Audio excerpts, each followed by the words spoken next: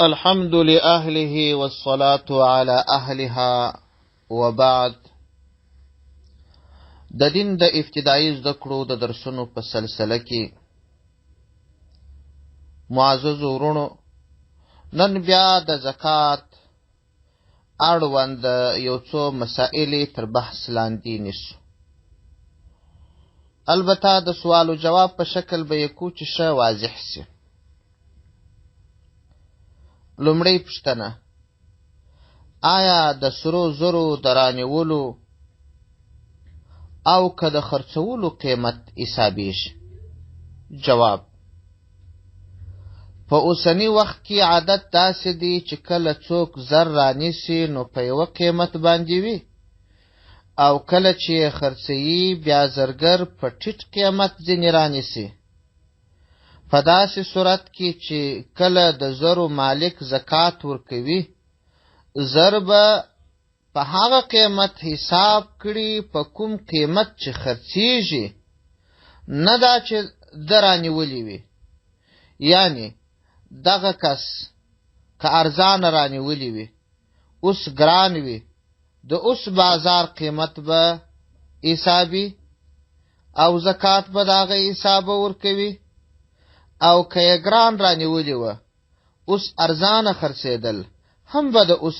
د قیمت له مخې زکات ورکوي. یعنې دا چې اوس چې څومره پیسې سوې 2.5% زکات به ورکوي. دوهم سوال: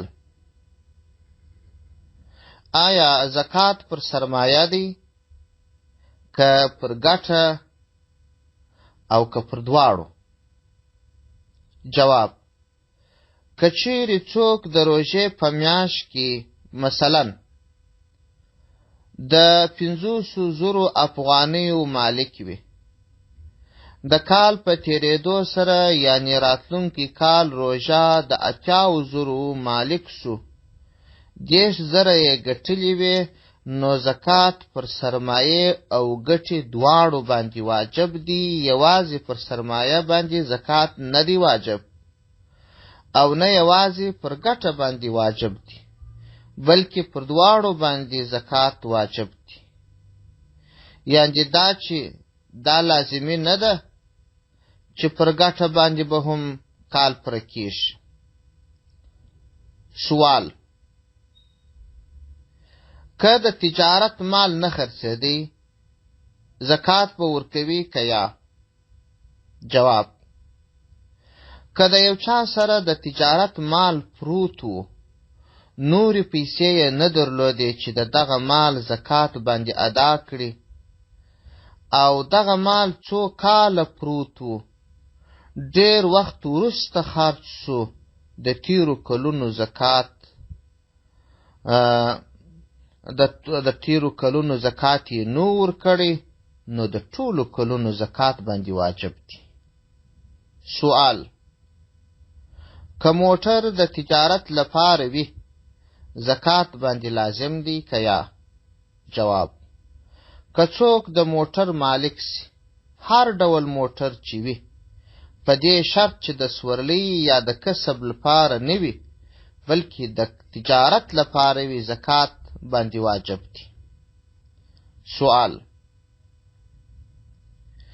آیا د تجارت پر مځکو او سرایونو باندې زکات سته؟ جواب: که یو کس سرای یا مځکه د تجارت په نیت رانیول او د رانیولو پر مهال یې د بیرته خرڅولو اراده درلوده، د دغه سرای یا مځکې پر قیمت باندې زکات سته. یعنی دا چې د کال په تیریدو سره چې مځکه په کوم قیمت خرڅېده، په هغه قیمت کې به 2.5% زکات ورکوي. سوال: که مځکه یا سرای د تجارت لپاره نو، بیا هم زکات ورباندې سته؟ جواب: که یو چا مځکه یا سرای د ګټې په نیت نو رانیولی، بلکې د خپلې اړتیا لپاره یې رانیولی و چې پکښې واوسېږي، یا به پر مځکه باندې کور جوړ کړي،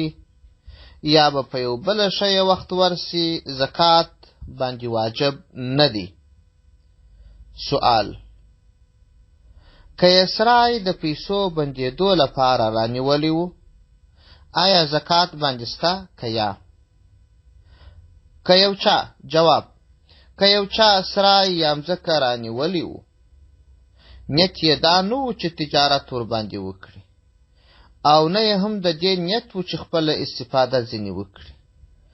بلکې غوښتل یې چې صرف د دې لارې پیسې وساتي، زکات باندې واجب دی. سوال: د تجارتي مځکې د کښت حکم څه دی که یې مځکه مثلا د تجارت لپاره رانیولې وي او بیا کښت ورباندې وکړي؟ جواب: که یو کس د تجارت لپاره مځکه رانیولې وه، بیا یې په همدې مځکه کښت وکړ، د دغه مځکې په حاصلاتو کې عشر سته او زکات ورباندې نسته په دې حاصلاتو کې. سوال: آیا په تجارت کې پر مصرف سوي مال باندې زکات سته؟ جواب: که یو تاجر په خپله تجارتي مال کې 50,000 افغانۍ مثلا وګټي، 20,000 پر مصارف ولګېږي، پر دغه تاجر باندې د سرمایې سره پر 10,000 باندې زکات سته، او کومې پیسې چې مصرف سوي دي پر هغو باندې زکات نسته. سوال: آیا تر عشر ورکولو وروسته په مال کې زکات سته؟ یو چا غنم واړول، 20 خورواره عشر یې ورکړي، اوس غنم ورته پراته دي، څه حکم یې دی؟ جواب: که چا د خپلې مځکې د حاصلاتو څخه عشر ادا کړ، کوم مال چې د ده سره پاته سو، هغه مال تر 1 کاله پورې د ده سره پروت و، یا یې د خپلې مځکې میوې په ساتنځای کې کښېښولې، دغه میوې پر دغه پاتو مالونو او میوو باندې که څه هم څو کلونه تیر سوه، دوهم ځل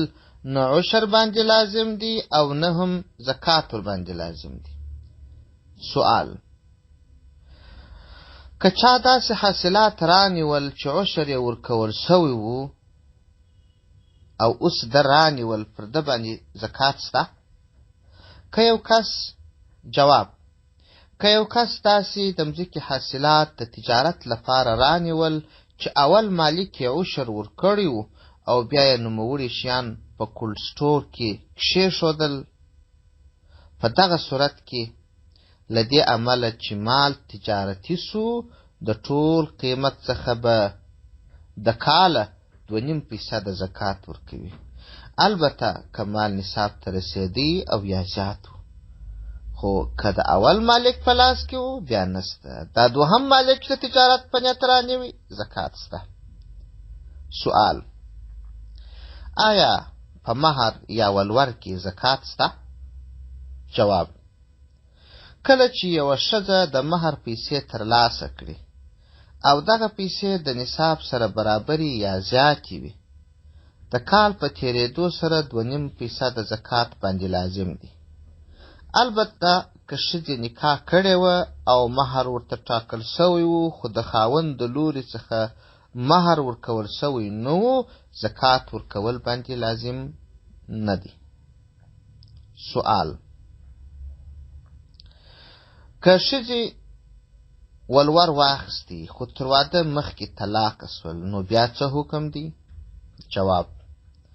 د فقه شریفي قانون داسې دی چې کله ښځه تر واده کېدو مخکې خاوند طلاقه کړي، نو د ښځې پر خاوند باندې نیم ولور حق سته. که داسې وسوه چې خاوند ښځې ته پوره ولور ورکړ او دغه ولور نصاب ته رسېدی، کال هم ورباندې تېر سوی و، خو د ښځې تر واده کېدو مخکې، یعنې مخکې تر دې چې خاوند ورسره یو ځای سي، خاوند و دغه ښځې ته طلاق ورکړ، په دغه صورت کې پر ښځه باندې د ولور زکات سته. البته که چیرې ښځې ته په ولور کې سره یا سپین زر او یا نغدي ورکول سوي وي، د ټولو پیسو زکات په ښځه ورکوي، او که په ولور کې نور سامانونه ورکول سوي وه، بیا پر ښځه باندې نیم زکات لازم دی، پوره زکات باندې لازم نه دی. سوال: که پر یو کس باندې د مهر یعنې ولور پیسې باندې وي نو زکات ور باندې سته او که یا؟ جواب: مخکې تر دې چې دا خبره معلومه سي چې که پر چا باندې مهر باندې وي زکات باندې سته او که یا، باید د مهر یا د ولور قسمونه وښودل سي. د مهر قسمونه دوه دي. اول، مهر مؤجل. مهر مؤجل هغه مهر ته ویل کیږي یعنې د ښځې د ولور څخه پر خاوند باندې اداینه دستي او فوري ډول لازمه نه وي. دا مهر مؤجل بولو چې د ښځې ولور پر خاوند باندې وي خو اداینه یې دستي نه وي چې خدای درکړې راوړم. دوهم بیا مهر معجل دی. معجل هغه مهر ته ویل کیږي چې ښځه یې په کوم وخت کې غوښتنه وکړي پر خاوند یې ادا کول دستي لازم وي. که د یو کس پر غاړه باندې مهر مؤجل باندې وي یعنې په فوري ډول یې ادا کول ور باندې لازم نه وي او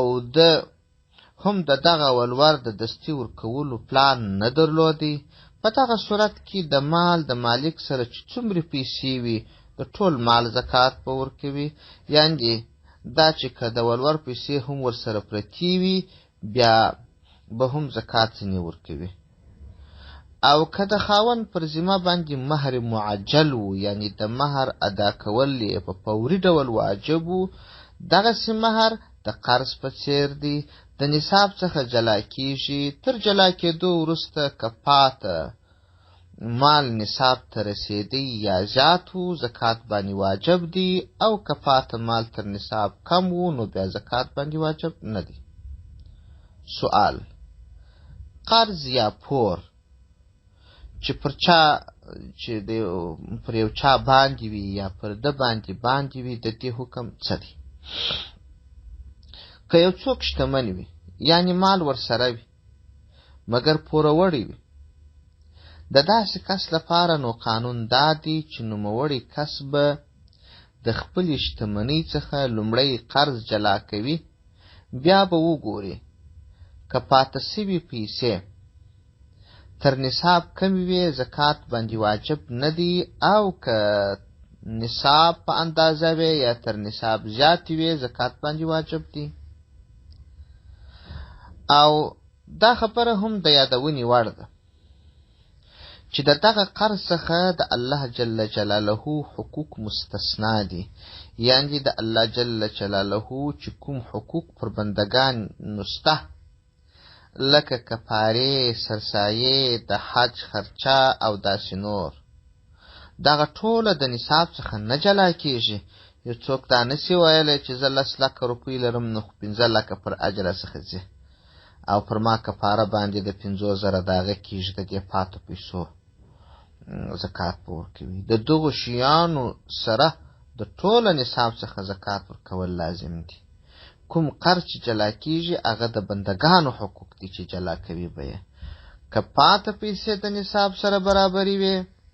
یا زیاتې وي زکات پر لازم دی، او که کمې وي بیا زکات نه دی پرې لازم. دا خبره هم د یادولو وړ ده چې د قرض ډولونه وپېژندل سي. یعنې دا که د چا پر بل چا قرض باندې وي په یو قسم قرض کې باید زکات ورکوي، په بل قسم کې معطل کیږي، په بل قسم کې تر حصول وروسته سته، دغه ډولونه یې پېژندل پکار دي. په شریعت کې کوم شی چې د چا پر ذمه لازم وي هغه ته دین ویل کیږي، او دین یعنی پور پر 4 قسمه دي. قوي دین یعنی قوي پور، و هغه پور ته ویل کیږي چې څوک یو چا ته نغدي پیسې سره یا سپین زر ورکړي او یا هم تجارتي مال په قرض ورکړي، داسې قرض ته دین ویل کیږي. هغه وخت به مالک زکات ورکوي کله چې خپل مال لاسته راوړي. دوهم، دین متوسط یعنی میانه پور و هغه پور ته ویل کیږي چې یو څوک و چاته نغدي پیسې یا سره یا سپین زر خو یې په پور نه ورکړي او نه هم د تجارت مال ورکړی وي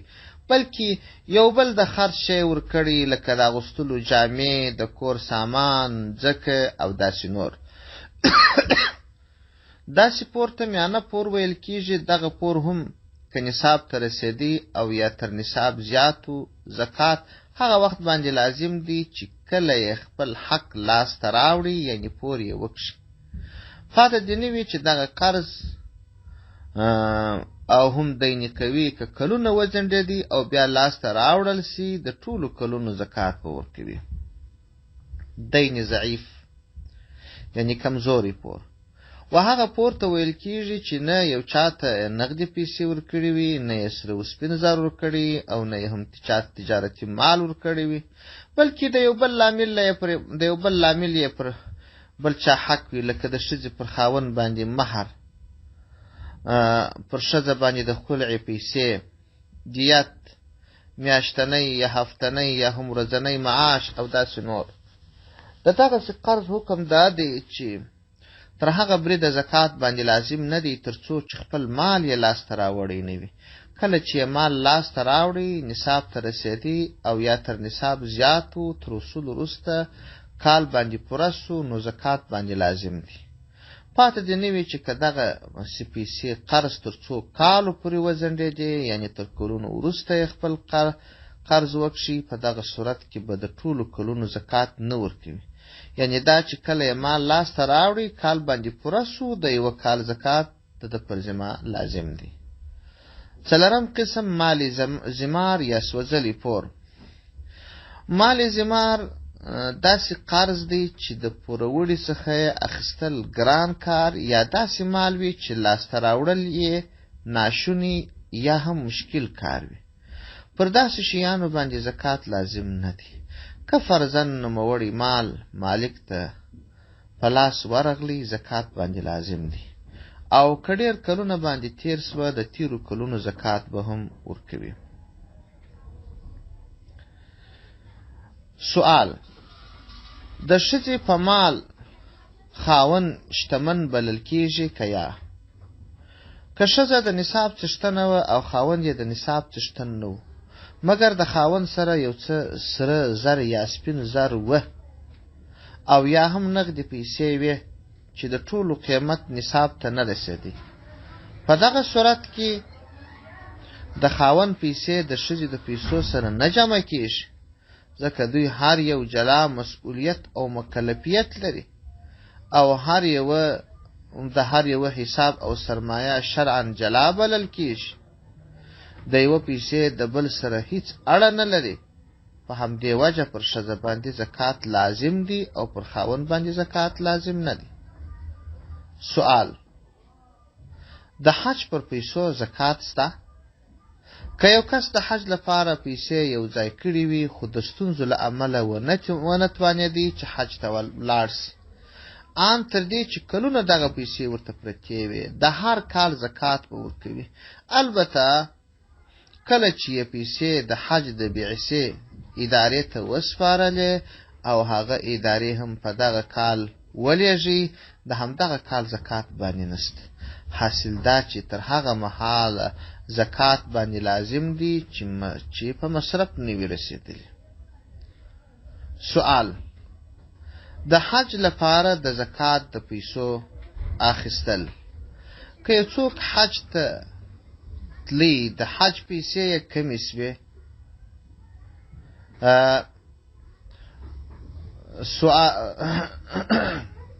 وبخښئ که یو څوک حج ته تلی د حج پیسې یې کمې سوې دغه کس ته د زکات پیسې اخیستل جواز نه لري مګر که یې د حج پیسې پوره وې پر لارې یوه حادثه ورته پیښه سوه پیسې یې خلاصې سوې نو د اړتیا په اندازه پیسې اخیستلی سي پاته دې نه وي چې د حج لپاره که یې پیسې کمې وې هغه مهال یې نسي اخیستلی چې پر حج باندې تر نصاب زیاتې پیسې مصرفېږي ځکه په داسې صورت کې دغه کس د نصاب مالک ګرځي څوک چې د نصاب مالک وي زکات ورته اخیستل روانه دي. وروسته به انشاءالله بحث ورباندې وکړو. وصلى الله تعالى على خير خلقه محمد وآله وأصحابه أجمعين وسلم تسليما كثيرا.